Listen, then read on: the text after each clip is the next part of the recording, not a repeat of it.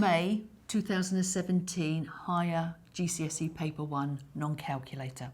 I'm going to work through this paper, giving you lots of ideas, techniques and methods to enable you to score full marks on this paper. Question 1. The scatter graph shows the maximum temperature and the number of hours of sunshine in 14 British towns on one day. So I'm just checking my graph.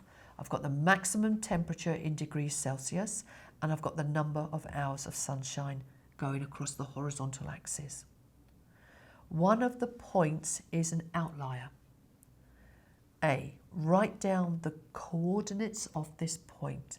Now, I have most of my points going up in a more or less a straight line. This point here is outside the general pattern. That's going to be my outlier. Now, it's not enough just to circle that. They've asked me for their coordinates. So it's along to, now 10 is my coordinate that's halfway between 9 and 11.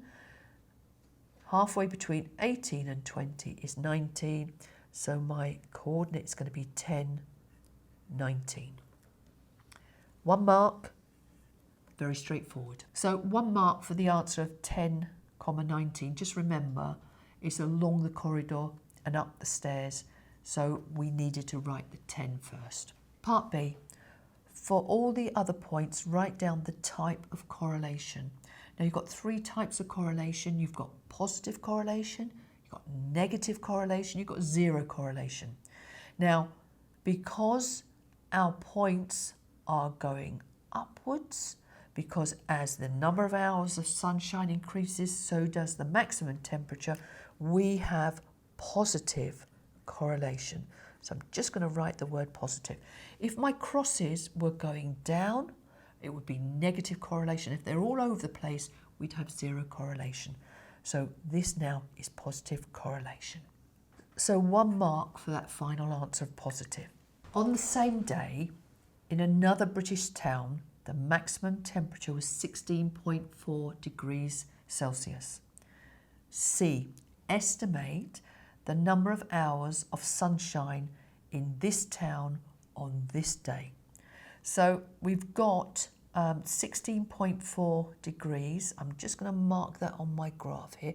Now be careful, because that on my vertical axis, 16, that's 17. Now I've got 5 little spaces, so these are going up in 0.2, so I'm just going to mark my 16.4.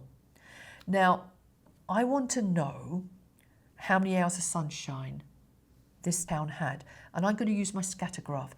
Now, I could go to the crosses and down, but the best thing to do is to use your ruler and draw a line of best fit.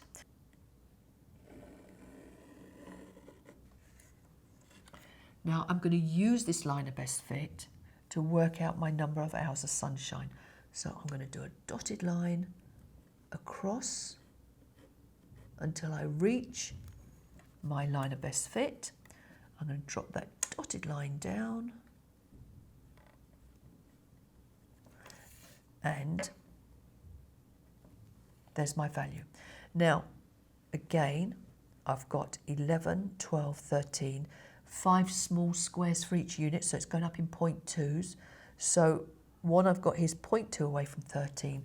So the answer from my graph is 12.8.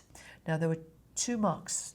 One was for the final answer, and one was for me, I drew a line of best fit and used it, but you would also get a mark if you just draw a horizontal line across to where the pattern of crosses are and come straight down.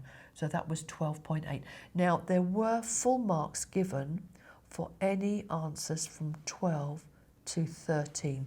Now, why is this? Because sometimes if I'd have drawn my line of best fit just slightly up, I'd have a different answer. So they have given you a range of values. So if you've got an answer between 12 and 13, you've used your scatter graph correctly. A weatherman says, temperatures are high on days when there is more sunshine. Part D. Does the scatter graph support what the weatherman says? And give a reason for your answer. So what the weatherman's saying is when the temperatures are higher, there is more sunshine. Well, looking at my scatter graph, this is the case because when we have high temperature, we have a lot of sunshine. So again, we've got to answer with a statement, and I'm going to say, yes, he is correct because from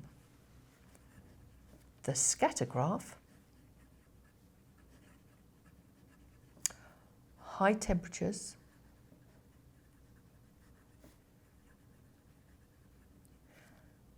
have high hours of sunshine. And in a way, this is obvious because we do have positive correlation on our graph. And there was just one mark for that conclusion and explanation.